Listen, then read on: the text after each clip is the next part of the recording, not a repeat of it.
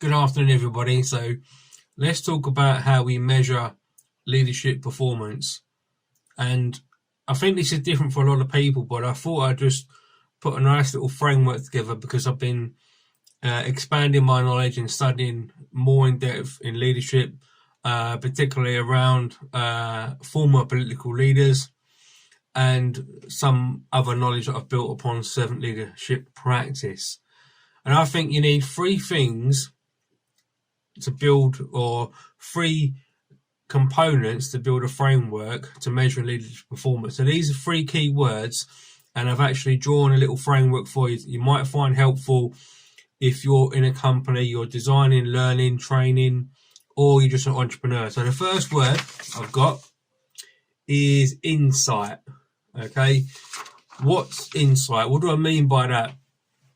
I mean, right, it's basically curiosity, because insight is what's the insight of that particular program, what's the knowledge, where do we need to go to find the information, because as leaders ourselves, how do we gain more knowledge? We need insight, curiosity. You might prefer the word curiosity, but I've taken insight. What's the insight of the program or the current environment? Do we need to change our business strategy? Do I need to change the business strategy? Because you're in control. And we can talk about emotions, we can talk about stress, anxiety. It all comes under insight. So that's the first stage.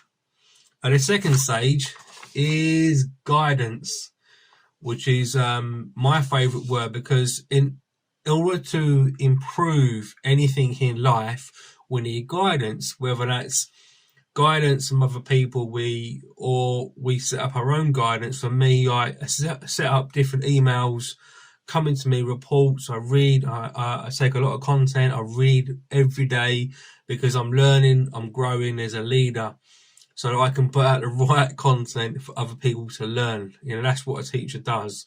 And if you've not watched my videos before, I treat LinkedIn as my world classroom, and I put content out there for all companies, and they develop software and everything from that.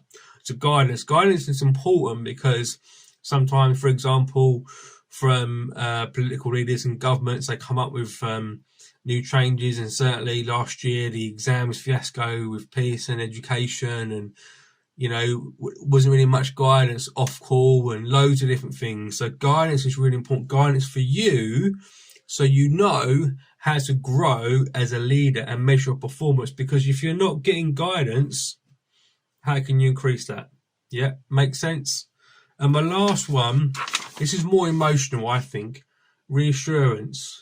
Okay, reassurance is knowing, am I doing okay as a leader? So that could be getting feedback from your employees, feedback from your own emotional intelligence. Going for walks are one of the best ways we can reflect and getting feedback on ourselves. Because if we've just done a project, for example, or we've led something different in our own personal life, we need a reassurance. And for me personally, when I go for my walks, I build up my reflection, and that gives me reassurance to know, right, that went well, that didn't go so well.